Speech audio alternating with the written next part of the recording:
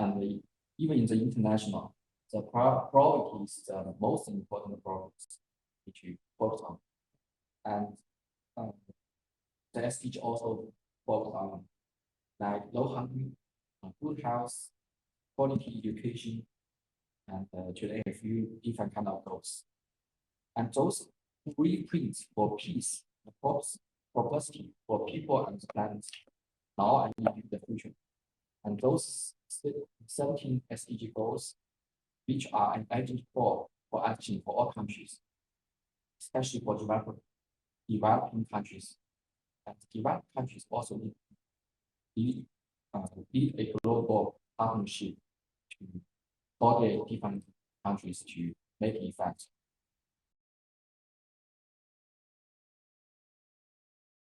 Those goals especially important for the city development, because currently a lot of people living in the cities, and how to make the city satisfy the SDG goals would be very important.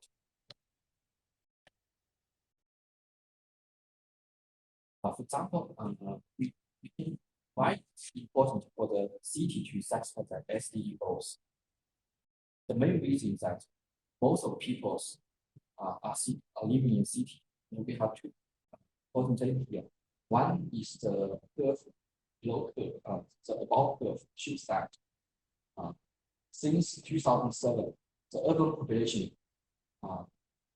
becomes larger than the rural populations. That even actually about 10 years ago, this happened. But another important statistic is that the worldwide net population growth is only urban since last year, which is below figures. You can show that all the people, the population growth is purely from the urban, and the rural populations is decreased. And those past 40 to 30 years, you can see that in China, the development and the urbanization have a great progress. For example, we take Shenzhen, this city, for example, 14 years ago, it's just like very rural areas. Currently, Shenzhen is the most modern city, even in the worldwide. And how do you that the city to satisfy the SDG goals should be an important problem for the whole world populations. And then actually in the SDG 11, the also point out that we need to maintain a sustainable city and communities. And those goals are trying to make a city and human settlement inclusive, safe, resilient, and sustainable. Actually, those are different goals. For example, for the safe, it includes the safe program of the city and also including the health program of women or residents in the city.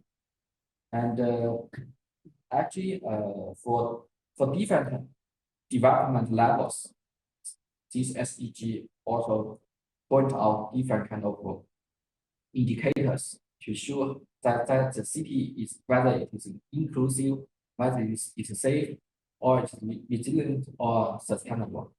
For example, the progress is time vary. That means in different ages, and we have different goals, and it can be divided into 10 targets and 14 indicators. And those kind of indicators look into the problem, including the transportation systems, urbanizations, disease migrations, environment impact, and the public spaces. And in this report, this report is very important for SDG in cities because it lets us to know which kind of indicator we need to care about to make the city more sustainable in the future. And every 2 years, the UN Habitat will provide a clarify and insight into the future city based on the existing trends, opportunities, and challenges. Actually, this year, this report update some key messages for the future city, and the main information in this report, including 4 important points. The first one is to try to build a economy, even in the war. You can see that Russia, if the city involved in the war, you need to make the city more resilient. And the second point is that urban area need to be prepared for a ever-changing and unpredictable future. This, the reason for this is the development of the technology. The major technology is the information technology, like the big data and artificial intelligence. The third point is that the future city need to opportunity future of urban must embody a new social contract with a universal basic income, health, heritage, and also. Actually, this goal is related to inclusive goals, and we need to balance the development and equity between different kind of populations in terms of different number of features, including income, health, also. And the last one is we need to localization the new urban agent, and the SDG 11 is the most promising pathway to the future urban studies. And in this report, it also including a important chapter. Chapter 9 is related to the technology and innovation, which also relate to our course. And this kind of innovation and technology may enable the knowledgeable-based urban features. And the main point here is that we need to use the knowledge and technology and innovation to make the city develop and make the optimization can last for more than, for example, 40 or 100 years more. Because with the current technology, the city, the scale of the city may be limited, but if we need the optimization to happen in the future, in the coming 100 years, we need more new technology and innovations to make the city develop as usual. And this background I'd like to introduce, trying to connect the SDG goals and urban future cities with the content of this course.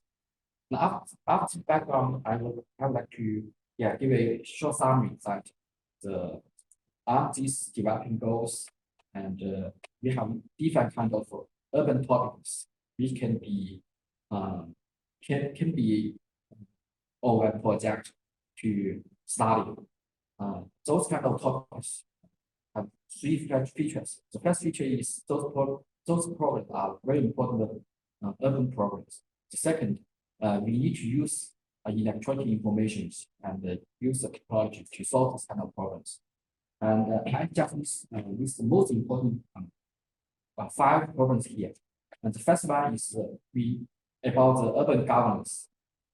We need to rethink urban governance for the future cities. And the topic here is that the smart city for urban governance. That means we need to make new policies or how can we manage our cities to make it more efficient and make the civilization, the citizens live in the city in a more comfortable way. The second is about the economy of the urban. We need to build a resilient urban economy systems, and this topic need to involve data for the economy analysis, and even need to. I think this topic is also very related to the content you have just listened. You have just learned from this course. The third topic is that we should build a greener urban features. That means we need to use more clean energy, and we use to build more plants for the city. And for example, the electrical vehicles to promote its utilizations for the whole city to reduce the carbon reductions from the urban transportation sector.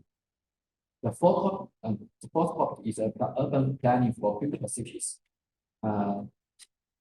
Actually, in the area of urban planning, today's AI and big data technology can enable the urban planning from a more smart way. That means we can use the AI to replace or even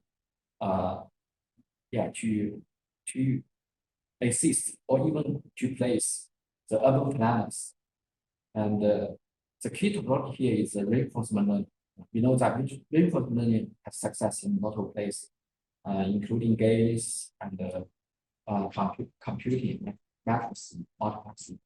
And these kind of technologies are can also used for urban planning. The last topic is about health, urban health. Especially in the background of COVID-19, we can see the public health and is important features for the urban systems. And we need to build information systems for infectious diseases to detect the cases and also to prevent to overcome the public health issues to make the city can run in a more healthy way. I think these slides may give us some inspiration for how to choose the future project in this course. And I think all of us can thinking about what's our background and what's the major technology we can use. Yeah, then we can find some problems in those 5 aspects. Yeah, just one. The more information here is that related technology, a lot of related technology can be used to solve those problems, including the AI, blockchain, digital twins, EV, Internet of Things, and robotics, and today. Yeah, this is the second part of my talk. Last part, I would like to give you an example to show that how can we use the technology to solve the urban development problems. And this is a research work published last year in Nature Computational Science. The main key idea is that we use the data about human mobility to understand how the city grows and to build a model to help us to make good decisions about urban planning and urban development.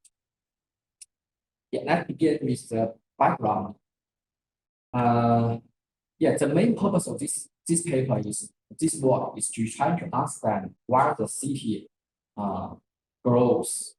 What we are trying to bridge in two aspects of human mobility and urban growth together. Actually, as well know that human mobility is an important type of human behavior that drives many kinds of urban dynamics, including the urban growth, the traffic and transportation system, academic spreading, and so forth. This well known that everyone knows that human mobility is a very important aspect of the urban life. And urban growth is trying to understand which kind of features about human mobility can drive the growth of a city.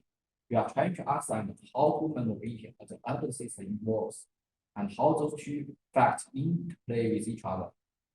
Because this is a still remarkable inadequate questions that haven't been solved before. When we look into the problems, then we can use which kind of technology and data we can use to solve this problem. Basically, we have two kinds of data can be used to look into this problem. So first kind of data is about human mobility. Of course, the development of mobile networks, and we can collect large-scale human mobility data from the mobile operator, and those kind of data can record the fine-grained mobility behaviors, including the very fine-grained GPS information about how people move in the city. And based on those data, we can build different kind of mobility models. Like we summary the existing human mobility models by the 4 categories, and we can see that the category 1 is the mobility behavior for a scanning mall with distance, while the long distance visit are less likely. And the second category is the mobility trying to model the mobility probability positively correlated with the population size in destination locations. That means a popular locations will attract lots of people. And the third category is a special type of mobility model related to IMM. This kind of mobility model can predict the individual to be independent, which can explain the spectral age of urban areas.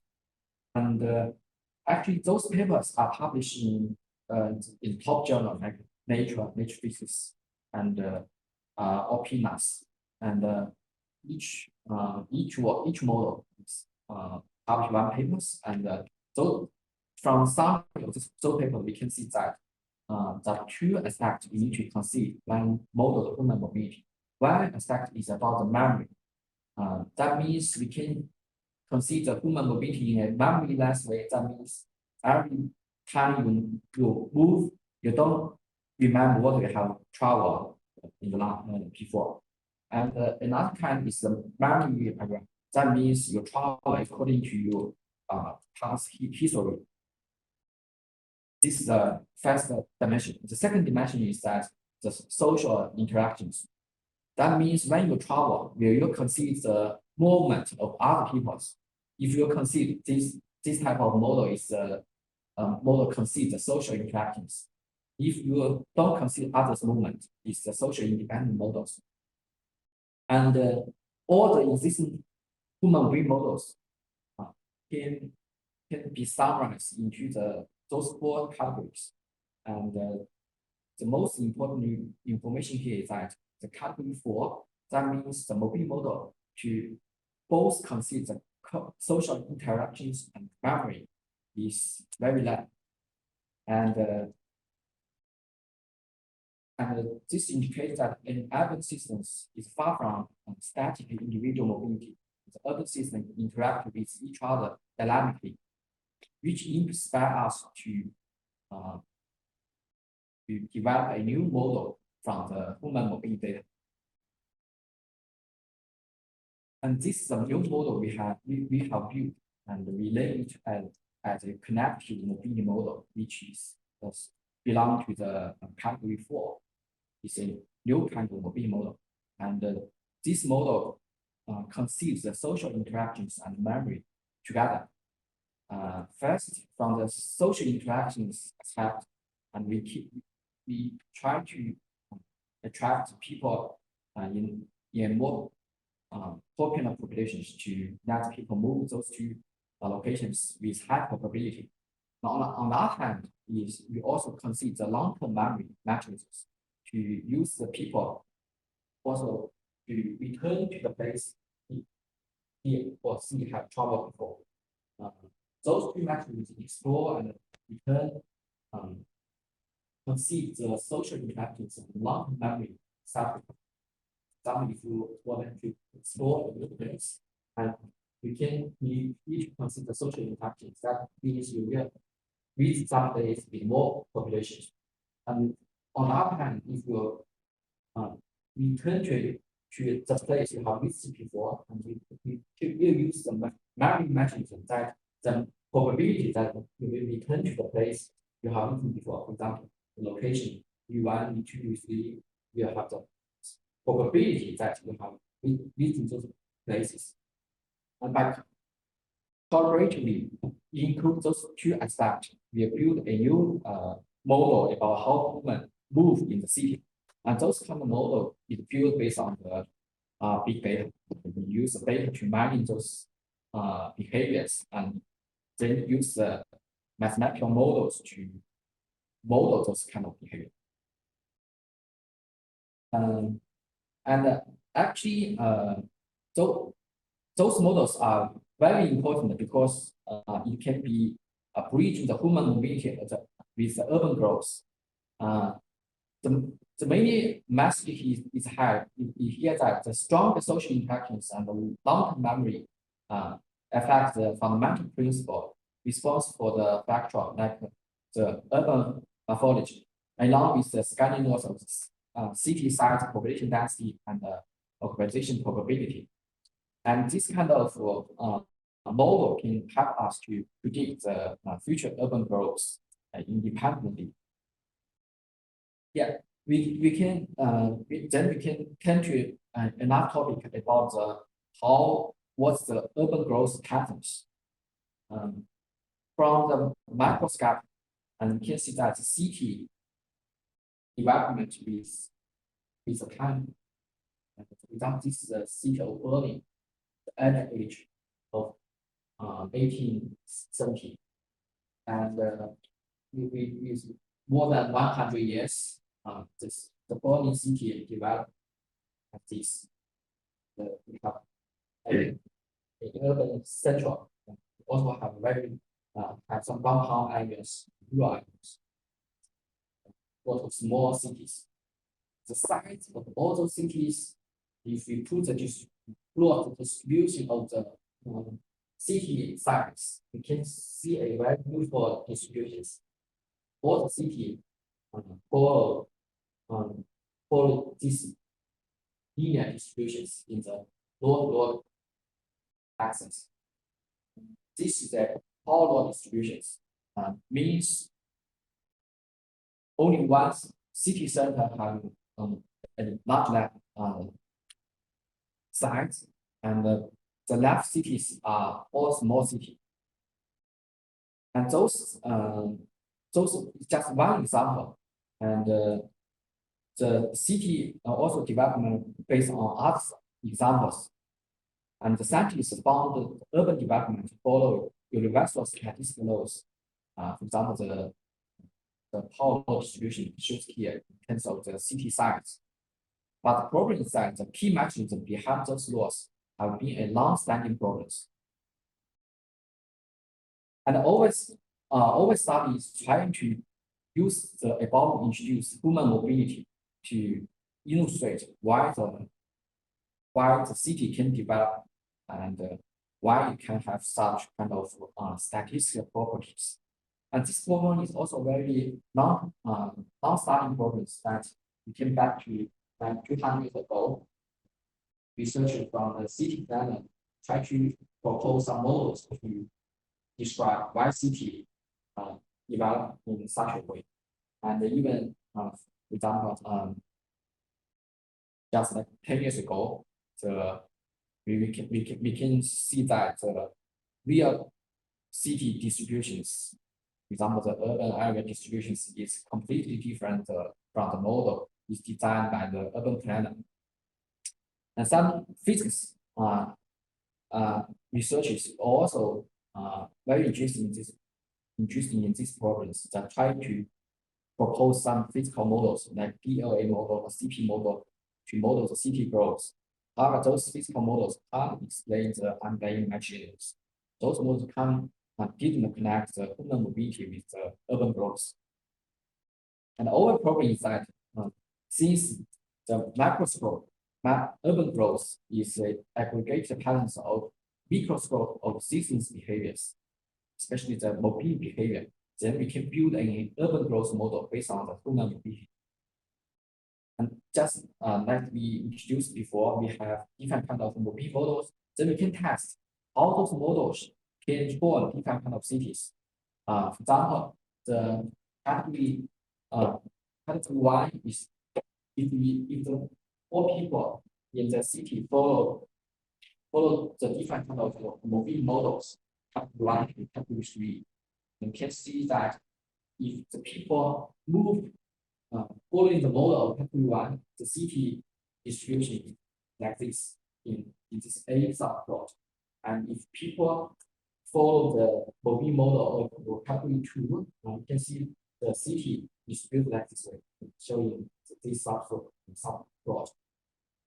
And the category 3 will not will generate the city size and distribution in the subplot C is the I-element model.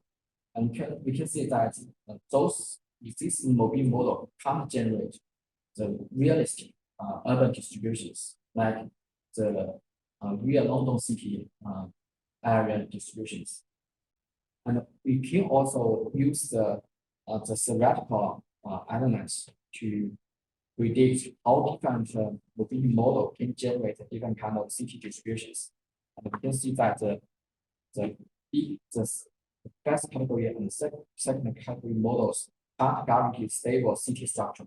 And the third category can predict city growth homophily at the flatness, which can't explain the fractal urban areas.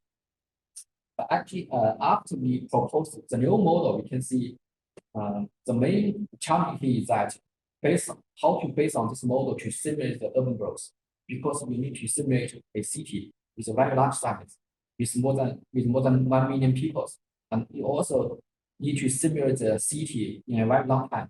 That means if you need a city to get into the very developed stage, it usually take more than 100 years. And here, the contribution of the technology is that we can design efficient algorithms, use those algorithms to simulate the urban systems. And the result is shown here that with the algorithms and our model, that human mobile model, we use this model to net everybody in the city travel in this model. We can see that the city is born in and we can see this model is obviously better than the existing models because we can predict the downtown area, and we also can see that the city is the outside of the city different kind of small towns, which has a similar distribution is the real cities. And this is just visualization. From the visualization, we can also do some statistical analysis to see to use the simulation experiment to show the proposed model can accurately predict the established urban growth patterns, including the size distributions and also population growth and also the urban occupation profiles. And the conclusion here is that we found that the empirical urban data is tracked from the census and satellite images. Let me show give you some more details here that we connect the data. We connect the data from census and the satellite images. We found that the cities in US, in Great British, and in Berlin that have very beautiful distributions, like city size follows the power distributions, the population density follows the exponential distributions, and population profiles following the also the exponential distributions. Overall, we also simulate the city development, and we can see that the use of our model issued the red line, the distribution very similar to the real data. And also, for example, in terms of the population density, our model can produce the very similar distributions. And even the third line, the occupation profile, you can see the red line is also very consistent with the real cities. But other models, like type 1 models, T1, type 2, and type 2 and type 3, the distribution are completely different from the red line.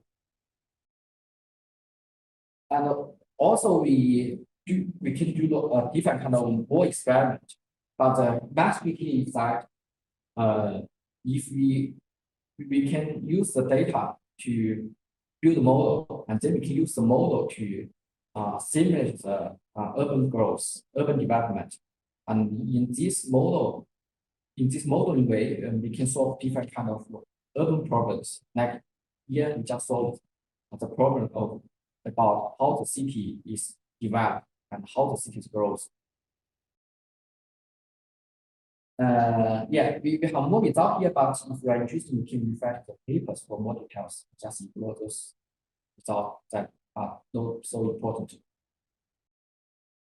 Yeah, the conclusion here about this work is that we, in this work, we propose a local urban growth model that can connect the micro level individual mobility and micro level city growth, which provides a micro foundation of urban growth.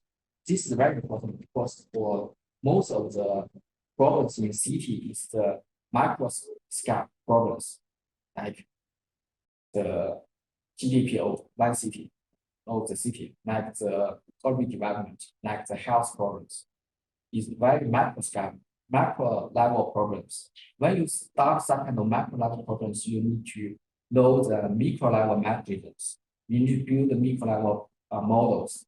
And this work just showing this way is possible that you can propose a micro level model and then use the simulation to connect the micro level mobility behavior with the macro level city growth. And the second contribution of this work, in the work, we also give a theoretical analysis to show that the existing mobility model have fundamental limitations in simulating stable and fractal urban areas. And our simulation experiment also shows that the city, the proposed model can accurately predict empirical urban growth patterns in different kind of distributions, including the city size, the growth of urban populations, and the urban population distributions. And finally, this model can also successfully predict the fractal phenomenon of urban areas. This kind of phenomenon is also very important. I did in details in this talk.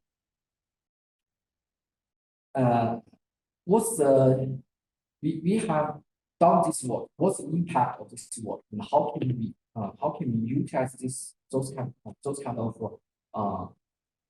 paradigm for research?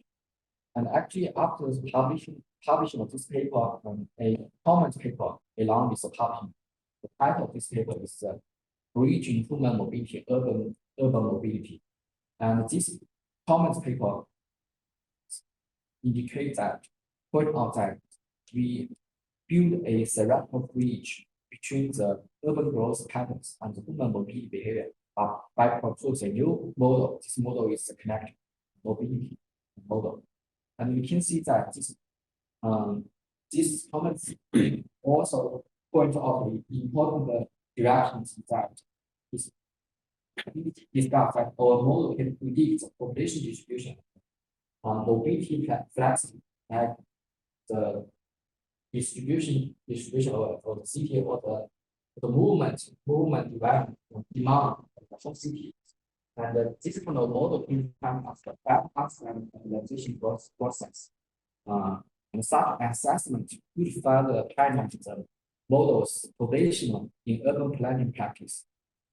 This is also very important message here that how can we utilize the technology to help the traditional urban planning. As well as that urban is planned by the planning. The planning is just some kind of activity by human, right?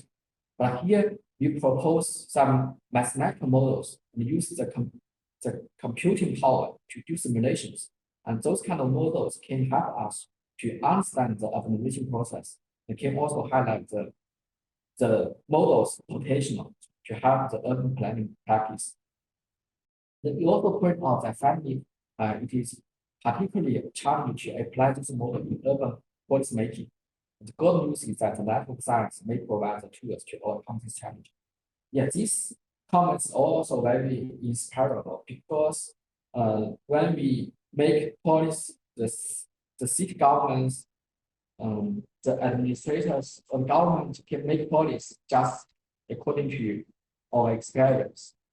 And those kind of policies may somehow not very efficient or very efficiently, but we can use the technology, including the big data and the artificial intelligence, to make good policies.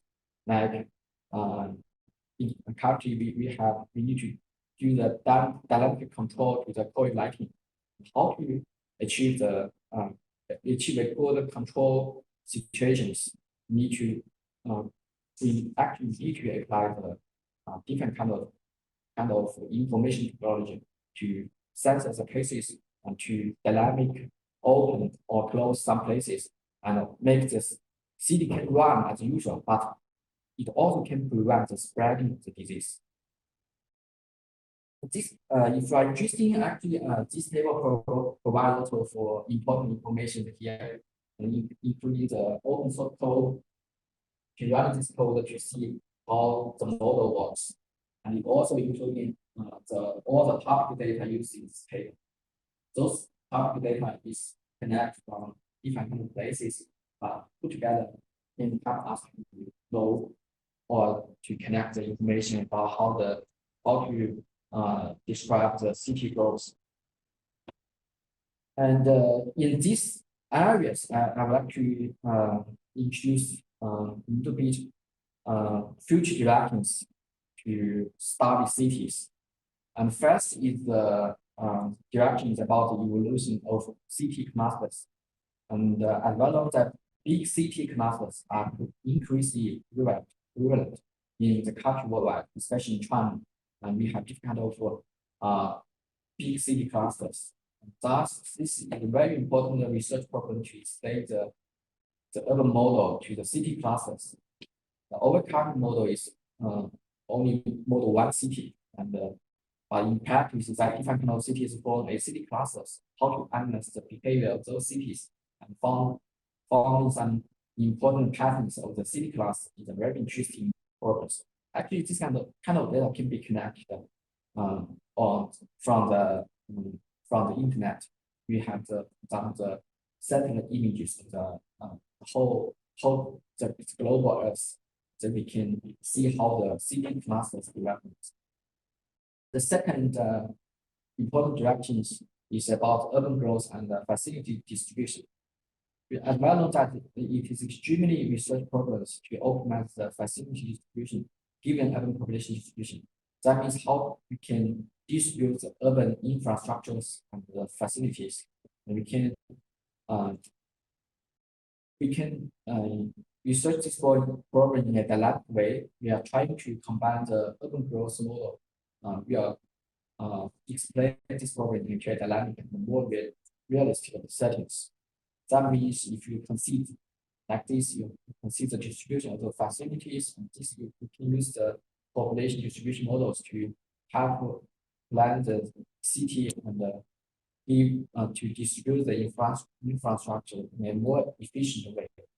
And this topic is just related to the five programs I mentioned before about the urban planning and also about the infrastructure optimizations. And the third important future direction is about public health management. And the well-known message is that the densely populated urban areas face a high level of public health risk. Just in China, we reject the opening. The main reason is that we have large cities and the population density in all cities. For example, in Beijing, Shanghai is extremely densely populated. And if we open such kind of cities, the quickly spread of the disease may give a high pressure for the healthcare systems. Then how can we make the policy more efficiently or more smart? It's a very important problem.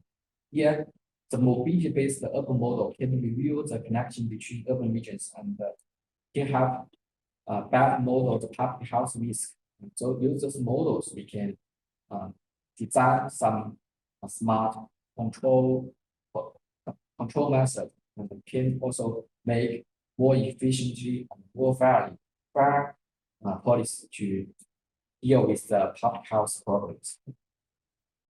Yeah, actually, I think basically from the introduction, we can know that we have lots of problems related to the SDG problems in the cities, and actually currently this kind of those cities with large scale data, and we can use different kind of data connection method, different data mining methodology to find the patterns of the city and try to design assistance to deal with the problems, and those kind of systems can help us to propose the control or the policy to make to facilitate a better city in the future. Yeah, this is the whole content of my talk, and just after, yeah, this is the third part. We just give you a concrete example about our research, and from this research, we found that we can actually use there are a lot of different problems are needed to study in this area. And, we can also have a great opportunity to choose one directions and to look into the literature to specific problem we need to study, and can also to connect the data that needed to study problems, and also if you can get some good result, those kind of work can have highly focus on the real problems, to solve real problems, and also help us to deepen our understanding of the city. Okay, I think we still have some time for discussion, some questions and problems. Very much.